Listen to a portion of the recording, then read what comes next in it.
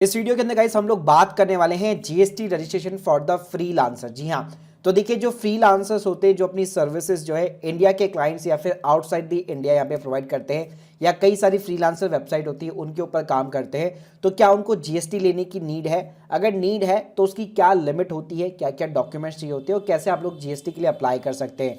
तो भाई ये सब कुछ जानने को मिलेगा आपको इस वीडियो के अंदर, तो प्लीज पूरा वीडियो यहाँ पे जरूर देखिएगा। साथ में बताना चाहूंगा, अगर आप एक एक्सपर्ट के थ्रू यहाँ पे अपना जीएसटी रजिस्ट्रेशन या फिर कंसल्टेंसी बुक करना चाहते हैं तो उसकी लिंक भी मैंने आप लोगों को डिस्क्रिप्शन बॉक्स में दे रखी है। तो चलिए गाइस शुरू करते हैं। सबसे पहले हम लोग बात करते हैं कि किस टाइप के जो फ्रीलांसर है वो जीएसटी के दायरे के अंदर आते हैं। जी हाँ, तो देखिए यहाँ पे कई सारे फ्रीलांसर होते हैं, जैसे आप बहुत सारी वेबसाइट होती है हमारे इंडिया में, जैसे फाइवर हो गया, फ्रीलांसर हो गया, अपवर्क हो गया, जहाँ से आप अपनी सर्विसेज यहाँ पे प्रोवाइड करते हैं। इसके अलावा कई सारे फ्रीलांसर ऐसे होते हैं जो इंडिया के पास ही उनके पास में क्लाइंट होते हैं, जैसे मान लो वीडियो एडिटिंग की सर्विस हो गई, कंटेंट राइटिंग की सर्विसेज हो गई, ठीक है, या फिर कोई भी वेबसाइट का मेंटेनेंस हो गया, वेबसाइट डेवलपमेंट वगैरह वाली सर्विसेज हो गई, डिजिटल मार्केटिंग की सर्विसेज हो गई। तो ऐसी कई सारी सर्विसेज होती है। कुछ फ्रीलांसर्स ऐसे होते हैं जो बेसिकली यहाँ पे क्लाउड सर्विस यहाँ पे प्रोवाइड करते हैं, या मान लीजिए ई बुक्स सेल आउट करते हैं, कोई डिजिटल कोई प्रोडक्ट हो गया, कोई सॉफ्टवेयर हो गया, कोई सैस बेस्ड प्रोडक्ट हो गया, वो यहाँ पे प्रोवाइड करते हैं। तो ये सारी चीजें जो है ना यहाँ पे जीएसटी के दायरे के अंदर कवर होती है। अब बात करते हैं कि एक फ्रीलांसर को यहाँ पे जीएसटी कब चाहिए होता है। फ्रीलांसर का मतलब ये कि एक वो सिंगल बंदा है जो अपनी सर्विसेज यहाँ पे प्रोवाइड कर रहा है, तो इसके ऊपर एक सर्टेन यहाँ पे जीएसटी डिपार्टमेंट ने लिमिट दे रखी है। अगर आप जो है इंडियन क्लाइंट्स को यहाँ पे अपनी सर्विसेज दे रहे हैं, वो भी विद इन द सिटी, तो अगर आपकी टोटल सेल या टोटल जो ग्रॉस रिसिप्ट है अगर 40 लाख रुपए के नीचे है तो आपको जीएसटी लेने की रिक्वायरमेंट नहीं है। लेकिन अगर उसको 40 लाख की अगर आपकी बियॉन्ड जाती है सेल या आपकी जो ग्रॉस रिसिप्ट है, तो उस केस में फिर आपको जीएसटी लेना पड़ेगा। लेकिन ध्यान रखिएगा ये विद इन द सिटी है। अगर आप इंटर स्टेट वाली सर्विसेज प्रोवाइड कर रहे हैं और आपके पास में इंडियन क्लाइंट्स है तो आपको स्टार्टिंग से ही जीएसटी लेना पड़ता है। इसके अलावा कई लोग जैसे इंटरनेशनल साइट्स का यूज करके जो फॉरेन के क्लाइंट्स होते हैं उनको सर्विस देते हैं, तो ये हमारा काउंट होता है एक्सपोर्ट ऑफ दी सर्विसेज के अंदर। यहाँ पे आपका जीएसटी एग्जेम्प्ट होता है, स्टिल आपको जीएसटी रेशन लेना पड़ेगा। मतलब आपको अपनी जेब से सरकार को जीएसटी नहीं देना है, एग्जेम्प्ट रहेगा, लेकिन भाई जीएसटी रेशन का सर्टिफिकेट जरूर लेना पड़ेगा और उसके अंदर दिखाना पड़ेगा कि आप एक्सपोर्ट कर रहे हैं अपनी सर्विसेज को। तो ये चीज यहाँ पे ध्यान रखिएगा। टैक्स रेट की बात करूं तो मोस्टली हमारी जितनी भी सर्विसेज होती है 18% का जीएसटी रेट लगता है। वहीं पे एक्सपोर्ट ऑफ दी सर्विस है फॉरेन क्लाइंट के साथ में, तो वहां पे जीएसटी का जो रेट है वो निल रहेगा, यानी कि एग्जेम्प्ट रहेगा। अब बात करते हैं कि एज ए फ्रीलांसर अगर मैं स्टार्टिंग से भी जीएसटी लेता हूं तो मेरे को क्या क्या फायदे यहाँ पे मिल जाते हैं। तो भाई बहुत सारे फायदे आपको देखने को मिल जाते हैं।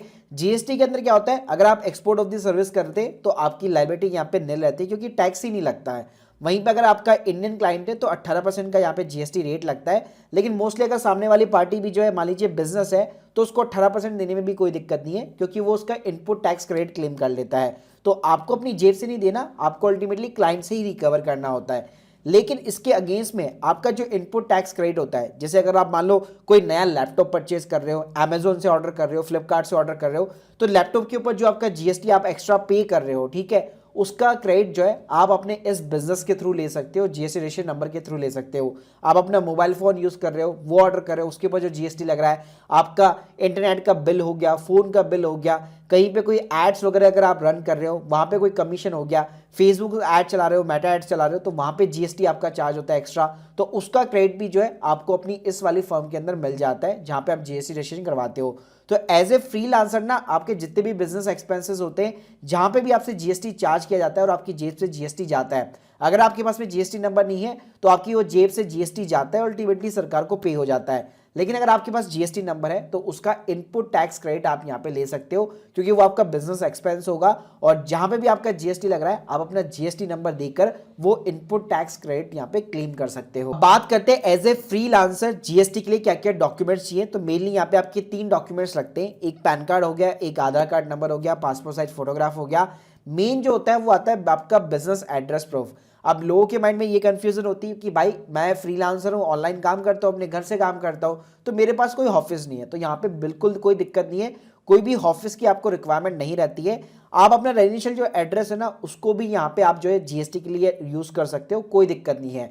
तो उसके लिए आप चाहे तो अपना इलेक्ट्रिसिटी बिल की कॉपी हो गई और जिस भी बंदे का नाम बिल के ऊपर आता है उसके नाम से एक एनओसी निकलवा सकते हो, जिसके थ्रू आप जीएसटी अप्लाई कर पाओगे। वहीं पे अगर आप मान लीजिए रेंट के ऊपर रहते हो तो आपको एक रेंट एग्रीमेंट बनवाना पड़ेगा। कॉमर्शियल प्रॉपर्टी तो वहां पे भी आपको रेंट एग्रीमेंट बनवाना पड़ेगा। बाकी बेस्ट ये रहता है इलेक्ट्रिसिटी बिल कॉपी और एनओसी के साथ में अगर रेंट एग्रीमेंट भी है तो ये तीनों डॉक्यूमेंट्स भी उसके थ्रू भी आप जीएसटी यहाँ पे अप्लाई कर सकते हो। अब चलिए बात करते हैं कि अप्लाई कैसे करना है। तो इसके ऊपर भाई मेरे मेन चैनल के ऊपर पूरा स्टेप बाय स्टेप जो है डेडिकेट वीडियो बना हुआ है, मैं आपको एक ओवरऑल समझा देता हूँ। बाकी इस वीडियो की लिंक भी आपको डिस्क्रिप्शन बॉक्स में मिल जाएगी। तो देखिए यहाँ पे आपको जीएसटी की साइट पे जाना पड़ता है। यहाँ पे सिंपली आपको अपना टैक्स पेयर, अपना स्टेट वगैरह सेलेक्ट करना पड़ता है। एज ए प्रोप्राइटर अगर आप अप्लाई कर रहे हो तो आपका जो पर्सनल पैन कार्ड नंबर होगा वही आपका legal name of the business होगा, यानी आपका पर्सनल नाम ही यहाँ पे आपको डालना है और अपना पैन नंबर डालना है। उसके साथ एक ईमेल आईडी डाल दो, मोबाइल नंबर डाल दो, ओटीपी आएगा, वेरीफाई करा के एक अकाउंट क्रिएट कर लो। जैसे ही भाई आपका अकाउंट बन जाता है उसके बाद में इसकी एप्लीकेशन खुल जाती है, जो कि नॉर्मली जो है 7 से 8 स्टेप्स के अंदर कंप्लीट हो जाती है। पहले स्टेप में आपको बिजनेस की डिटेल्स डालनी पड़ती है। ट्रेड नेम के अंदर आप अपना फर्म नाम डाल सकते हो, जैसे मान लो XYZ टेक्नोलॉजीज हो गया, XYZ एंटरप्राइज हो गया, मतलब जो भी आपकी इच्छा है, एक तड़कता भड़कता जो भी आप नाम रखना चाहते हो अपने ब्रांड का, फर्म का, वो आप यहाँ पे ट्रेड नाम डाल सकते हो। कॉन्स्टिट्यूशन ऑफ बिजनेस में आपका प्रोप्राइटर रहेगा। उसके अलावा यहाँ पे आपको रीजन देना पड़ेगा कि भाई क्यों अप्लाई करना चाहते हो, तो वॉलंटरी बेस पे भी कर सकते हो। अगर 40 लाख की लिमिट क्रॉस कर रखी है आपने तो यहाँ पे थ्रेशोल्ड लिमिट भी दिया हुआ है। इंटरेस्ट रेट अगर सप्लाई है तो वो ऑप्शन भी यहाँ पे आपको दिया हुआ है। इसके अलावा भाई यहाँ पे आपको अपनी पर्सनल बेसिक डिटेल डालनी पड़ती है। आपका नेम वगैरह हो गया, आपका एड्रेस हो गया, डेट ऑफ बर्थ हो गया, आपका पैन कार्ड नंबर हो गया, आपका जो भी एड्रेस है उसके आपको मैप के कोऑर्डिनेट्स भी डालने पड़ते हैं। तो अल्टीमेटली आप जैसे अपना एड्रेस डालोगे तो यहाँ पे आपके कोऑर्डिनेट्स वगैरह भी मिल जाते हैं, जैसे गूगल मैप पे मिलते हैं। उसके बाद में गाइस यहाँ पे आते हैं आपका principal place of the business, यानी कि जो आपका ऑफिस का एड्रेस होना चाहिए। तो आप अपना घर का भी एड्रेस डाल सकते हो, यहाँ पे भी सिंपली आपको अपना एड्रेस यहाँ पे डालना पड़ता है। और जो डॉक्यूमेंट्स मैंने आप लोगों को बताए थे, जैसे इलेक्ट्रिसिटी बिल कॉपी हो गई, उसके साथ में एनओसी वगैरह हो गया, तो ये सारी चीजें डॉक्यूमेंट आपको अपलोड करने पड़ते हैं। इसके अलावा यहाँ पे आपको ना एक एसएससी कोड भी चूज करना पड़ता है, आपका सर्विस कोड होता है। तो आप जो भी सर्विसेज यहाँ पे प्रोवाइड कर रहे हैं, 2 से 3 लेटर अगर आप टाइप करेंगे सर्विसेज के अंदर तो यहाँ पे आपको दिखने लग जाएंगे।